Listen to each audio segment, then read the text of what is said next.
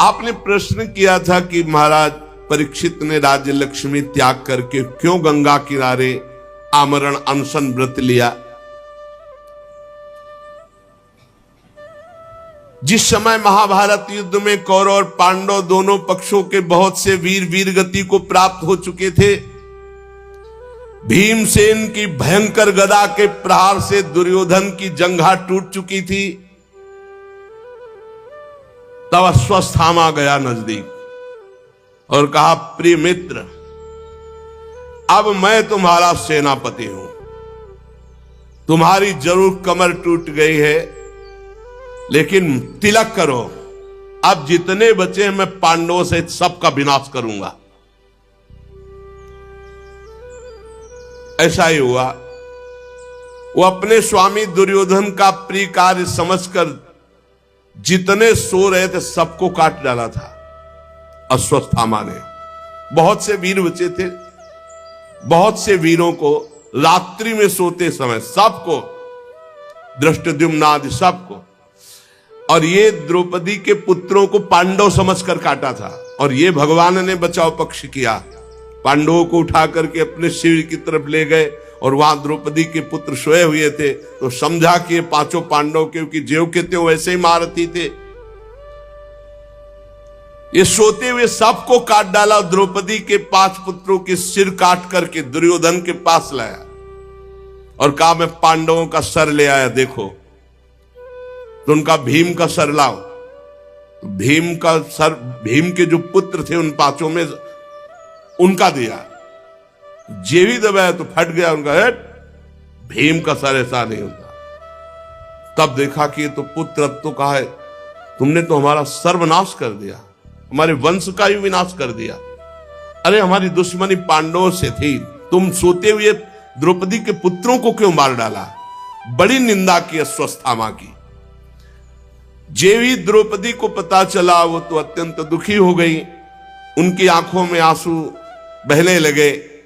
अर्जुन ने उनको सांत्वना दी, कल्याणी सावधान, तुम वीर माता हो, पर मैं तुम्हारे आंसू तभी पोंछूंगा जब उस आताताई का सिर गांडीव धनुष से काट कर तुम्हारे सामने रखूंगा, तब तुम उस पर पैर रखकर अपने पुत्रों की अंत्येष्टि क्रिया करना। अर्जुन ने ऐसी बात कही। भगवान श्री कृष्ण से कहा, चलो सारथी बनो और मैं कवच धारण करता हूं, और भयानक गांडीव धनुष की प्रत्यंचा चढ़ाकर गुरुपुत्र अश्वत्थामा को मारने के लिए दौड़े। अपराधी तो था ही, सोते हुए, ये वीर पुरुष का लक्षण नहीं, सोते हुए को नहीं, सावधान करके युद्ध करके मारा जाता है। ये तो बहुत निंदनीय कर्म। तो निंदनीय कर्म से बड़ा भयभीत था अश्वत्थामा। जब देखा कि भगवान श्री कृष्ण सारथी और रथी अर्जुन और गांडीव में प्रत्यंचा चढ़ाकर ललकारते हुए आ रहे हैं, तब प्राणों की रक्षा के लिए भागा। जहां जहां भागा वहां वहां भगवान श्री कृष्ण रथ को, उसने देखा कि अब तो मारा गया मैं, तो अपने बचाव के लिए एकमात्र साधन ब्रह्मास्त्र का संधान किया, द्रोणाचार्य जी द्वारा प्रदत्त। लेकिन ब्रह्मास्त्र संधान करना सिखाया था, वापस करना नहीं। इसको वापस करना अर्जुन को सिखाया था। योग्य शिष्य पुत्र से भी अधिक प्यारा होता है। ब्रह्मास्त्र लौटाने की विधि उसे नहीं मालूम थी, पर प्राण संकट आ गया तो तत्काल आचमन किया और ध्यानस्थ होकर ब्रह्मास्त्र का संधान किया। ब्रह्मास्त्र तुरंत प्रचंड तेज, अब तो सीधे अर्जुन की ओर ब्रह्मास्त्र। अर्जुन जी ने हाथ जोड़ा और भगवान श्री कृष्ण से कहा, श्री कृष्ण, तुम सच्चिदानंद स्वरूप परमात्मा हो, मैं जानता हूं तुम्हारी शक्ति अनंत है, तुम ही भक्तों को अभय देने वाले हो, जो संसार की धधकती हुई आग में जल रहे उन जीवों को उबारने के एकमात्र तुम ही लक्ष्य हो प्रभु। तुम प्रकृति से परे रहने वाले आदि पुरुष साक्षात परमात्मा हो। तुम अपनी स्वरूप शक्ति से बहिरंग एवं त्रिगुणमयी माया को दूर भगाकर अपने अद्वितीय स्वरूप में स्थित हो। तुम अपने प्रभाव से माया मोहित जीवों के लिए धर्मादि रूप कल्याण का विधान करते हो। हे प्रभु, ये आपका अवतार पृथ्वी का भार हरण करने के लिए, अनन्य प्रेमी भक्तजनों की रक्षा के लिए, उनके चिंतन के लिए, हे सुप्रकाश पर ब्रह्म परमात्मा श्री कृष्ण, देखो ये भयंकर तेज मेरी ओर आ रहा है। ये मुझको बिल्कुल पता नहीं कि क्या है और ये क्या करेगा। भगवान ने कहा, डरो मत, ये अश्वत्थामा का चलाया हुआ ब्रह्मास्त्र है। वो प्राण संकट उपस्थित होने पर इसका प्रयोग तो कर दिया, पर लौटालना नहीं जानता। और इस ब्रह्मास्त्र को कोई दूसरा अस्त्र दबा सके, ऐसा आज तक कोई अस्त्र निर्माण नहीं हुआ। तुम शास्त्र विद्या के पारंगत हो, तत्काल आचमन करो और ब्रह्मास्त्र को शांत करने के लिए ब्रह्मास्त्र का ही प्रयोग करो। अर्जुन विपक्षी वीरों के मारने में बड़े प्रवीण थे। भगवान की बात सुनकर आचमन किया और भगवान की 4 परिक्रमा की और ब्रह्मास्त्र के निवारण के लिए ब्रह्मास्त्र का ही संधान कर दिया। अब दोनों ब्रह्मास्त्र जब भयंकर प्रलयाग्नि प्रकट हो गई, जब दोनों ब्रह्मास्त्र टकराए, प्रजा जलने लगी। सबने समझा मानो प्रलयकालीन समय आ गया है। भगवान ने इशारा किया तो दोनों ब्रह्मास्त्र को शांत करके अर्जुन ने वापस कर लिया। क्योंकि अर्जुन को देखो, द्रोणाचार्य जी ने अश्वत्थामा को यह विद्या नहीं सिखाई, ये अर्जुन को सिखाई। फिर अर्जुन क्रोध से लाल होकर दौड़ पड़े और अश्वत्थामा को जाकर पकड़ लिया, जैसे कोई बलवान पशु को बांध लेता है, ऐसे बांध लिया और उठाकर लाए और रथ के पीछे के हिस्से में पटक दिया अश्वत्थामा को। भगवान श्री कृष्ण जी भी बहुत कुपित हो रहे थे। कहा, अर्जुन इसको छोड़ना बिल्कुल नहीं, इसने रात में सोए हुए निरपराध बालकों की भी हत्या की है। धर्मवेत्ता पुरुष, असावधान, मतवाले, पागल, सोए हुए बालक, स्त्री, शरणागत, रथहीन, पागल आदि को कभी नहीं मारते। महत अपराध है, ऐसा नहीं मारना चाहिए। और इसने वो सब कर डाला। ये दुष्ट है, क्रूर है। ये जीता रहेगा तो और भी महान पाप करेगा। मेरे सामने तुमने द्रौपदी से प्रतिज्ञा की थी कि जिसने तुम्हारे पुत्रों का वध किया उसका सिर उतार कर लाऊंगा। ये आताताई है, वध किया है। इसने अपने स्वामी दुर्योधन को भी दुख पहुंचाया।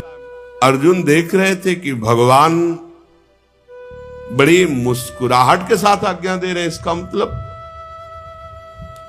कुछ रहस्य है। भगवान बार बार कह रहे हैं, आताताई है, इसको मार डालो। भगवान रथ हाँक रहे, अर्जुन रथी पथ पे, पीछे अश्वत्थामा बंधा हुआ।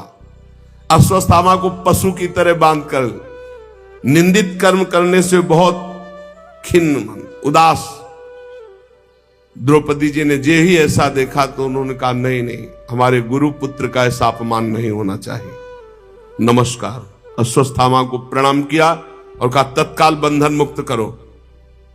गुरु पुत्र का इस प्रकार अपमान बिल्कुल नहीं। हे अर्जुन, रहस्य सहित सारे धनुर्वेद, उनका उपसंहार जिन गुरुदेव ने दिया, वही गुरुदेव ही अपने आत्म पुत्र के रूप में विराज, हमको गुरु के समान इसका आदर कर रहा है। द्रौपदी जी ने कहा, नहीं नहीं, जैसे मैं आज दुखी हो रही हूं ऐसे इसकी मां कृपी भी दुखी होगी। मैं नहीं चाहूंगी, छोड़ दो इसे, छोड़ दो। आर्यपुत्र, तुम धर्मज्ञ हो, गुरु वंश का कभी अपमान नहीं किया जाता। गुरु वंश की सदैव पूजा करनी चाहिए, चाहे जितना भारी पाप बन जाए, कभी दंड नहीं देना चाहिए, कभी व्यथा नहीं पहुंचानी चाहिए। मैं दुखी हो चुकी, अब मैं और किसी को दुखी नहीं करना चाहती। इसकी माता दुखी हो, ये मैं नहीं चाहूंगी। जो उच्छृंखल बलवान से भी, चाहे जितना बड़ा बलवान हो, यदि वो गुरुकुल का अपमान करता है, गुरु वंश का अपमान करता है, तो शोकाग्नि के द्वारा वह एक न एक दिन भस्म हो जाता है।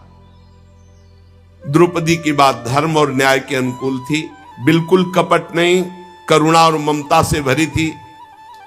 अतएव राजा युधिष्ठिर जी ने भी इन बातों का अनुमोदन किया। नकुल, सहदेव, सात्यकी, अर्जुन, भगवान श्री कृष्ण वहां उपस्थित सभी नर नारियों ने द्रौपदी की प्रशंसा की। भीमसेन ने कहा कि ये सब बातें एक तरफ रखो, जिसने सोते हुए बच्चों को काट डाला, ना अपने लिए ना अपने स्वामी के लिए, बल्कि व्यर्थ में मार डाला, तुम सब हटो, इसे घूंसे से मार डालता हूं अभी। भीमसेन ने, भगवान ने द्रौपदी की भी बात सुनी, भीमसेन की बात सुनी। अर्जुन की तरफ देख करके कहा, भगवान श्री कृष्ण बोले, अर्जुन मेरी दोनों आज्ञाओं का पालन करो। द्रौपदी की भी बात रह जाए और भीम की भी बात रह जाए।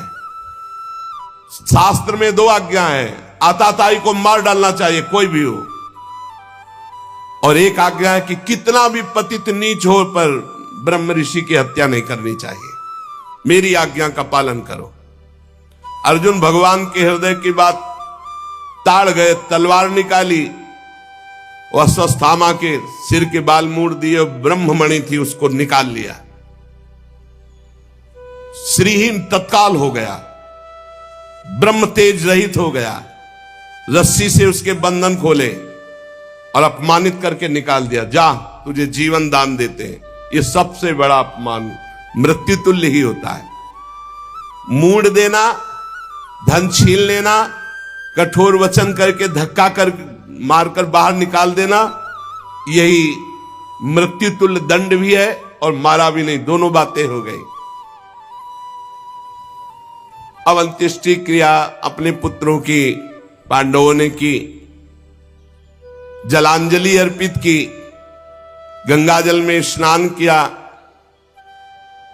भगवान श्री कृष्ण और धौम्यादि मुनियों ने पवित्र इतिहास सुनाकर उनको सांत्वना प्रदान की।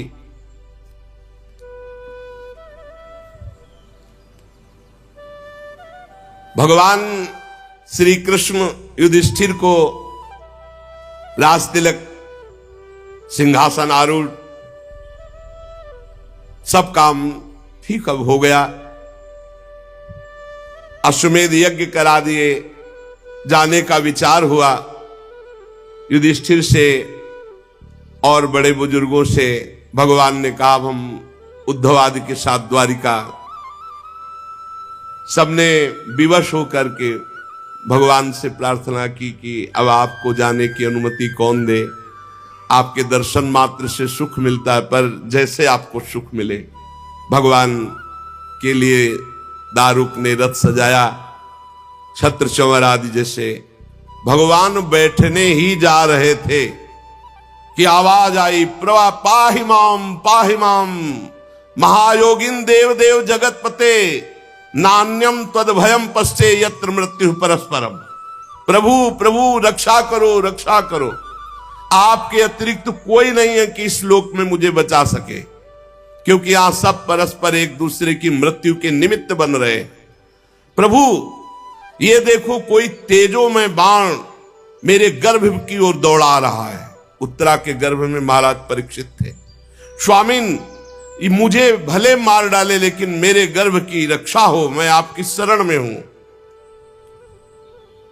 भक्तवत्सल भगवान ने दृष्टि डाली तो देखा कि ये नीच माना नहीं, ब्रह्मास्त्र का प्रयोग गर्भस्थ शिशु पे कर दिया अश्वत्थामा ने।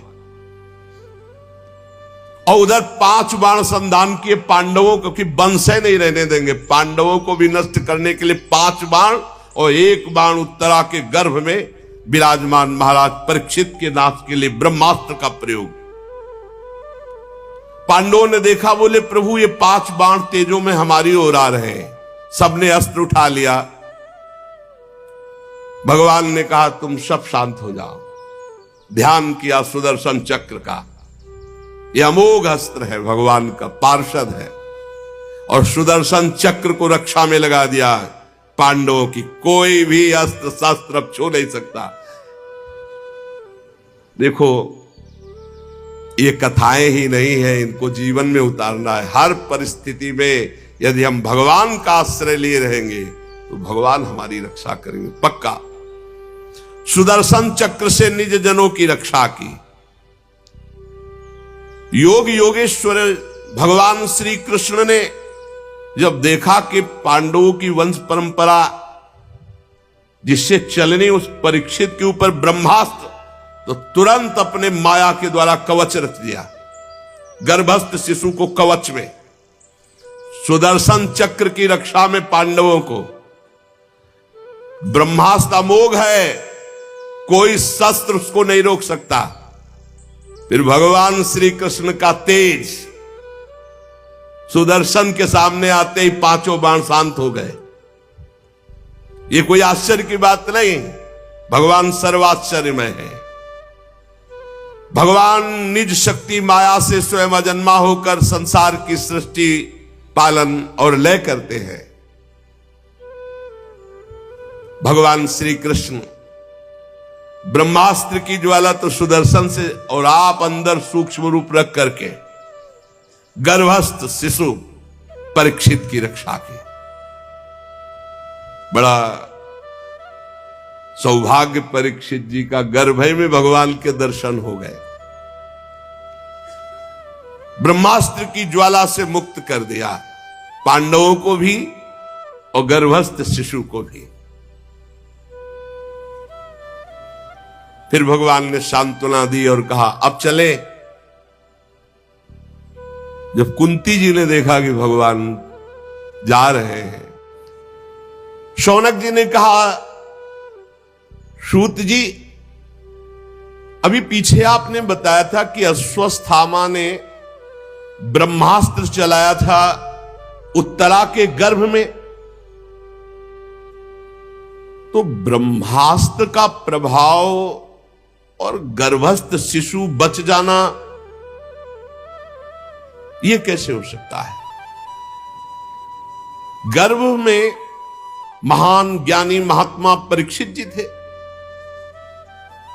तो हमें लगता है कि भगवान ने ही उस समय स्वयं रक्षा की होगी, क्योंकि ब्रह्मास्त्र से बचना संभव है। फिर दूसरी बात मेरी और प्रश्न बन रहा है कि परीक्षित जैसे धर्मात्मा से कोई अपराध बन जाना, उनके लिए साप होना, श्री सुखदेव जी का ज्ञानोपदेश करना, हम पूरा प्रसंग सुनना चाहते हैं। सूत जी ने कहा धर्मराज युधिष्ठिर अपनी प्रजा को प्रसन्न रखते हुए पिता के समान उसका पालन करने लगे। वो भोगों से निष्प्रिय होकर निरंतर भगवत स्मरण परायण होते हुए राज्य पालन करते, अतुल संपत्ति, बड़े बड़े यज्ञ करके भगवान की आराधना करते। जम्बूद्वीप के स्वामी, स्वर्ग तक उनका यश, क्या कमी थी महाराज युधिष्ठिर के पास? देवता लालायित होते ऐसे भोग थे। पर महाराज पांडवों को भगवान श्री कृष्ण के सिवा और कुछ प्रिय नहीं था। शौनक जी, जिस समय अश्वत्थामा ने ब्रह्मास्त्र चलाया, उत्तरा के गर्भ में ब्रह्मास्त्र का प्रभाव गया, तो वो बालक ब्रह्म तेज से जलने लगा ब्रह्मास्त्र के प्रभाव से। पर उस समय उस बालक ने देखा कि श्याम वर्ण एक तेजस्वी ज्योतिर्मय पुरुष आसपास उसके ऐसे घूम रहा है और ब्रह्म तेज बाहर आसपास। अब वो बालक को नहीं छू पा रहा, बस अंगूठे भर का वो श्याम रंग का तेजस्वी, बहुत ही निर्मल, अत्यंत सुंदर श्याम शरीर, बिजली की तरह चमकता हुआ पीतांबर, सिर पर मोर मुकुट, निर्विकार पुरुष, लंबी लंबी भुजाएं, कानों में तपाए हुए स्वर्ण के सुंदर कुंडल, आंखों में लालिमा और हाथ में दिव्य गदा लिए हुए बार बार वो शिशु देख रहा है कि मेरे चारों ओर घुमा। तो कौमुदकी गदा के प्रभाव से गर्भस्थ शिशु में ब्रह्मास्त्र का प्रभाव नहीं पड़ पाया। जैसे सूर्य अपनी किरणों से कुहरे को भगा देता है, वैसे ही कौमुदकी गदा के प्रभाव से ब्रह्मास्त्र के तेज को उस महापुरुष ने शांत कर दिया। गर्भस्थ शिशु सोचने लगा ये कौन है।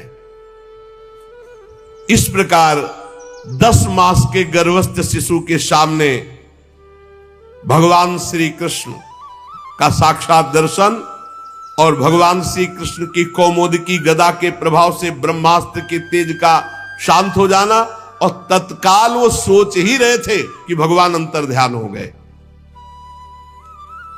जे भी भगवान अंतर ध्यान हुए ते ही समस्त सद्गुणों को विकसित करने वाले शुभ समय में पांडु के वंशधर बालक का जन्म हुआ।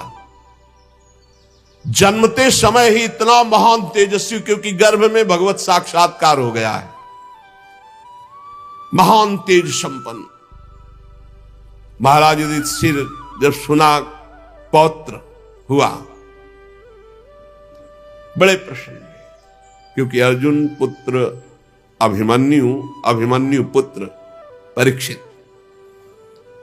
राजा युधिष्ठिर धौम्याचार्य कृपाचार्य सबको बुलाया, जात संस्कार करवाए, बड़े दान दिए गए।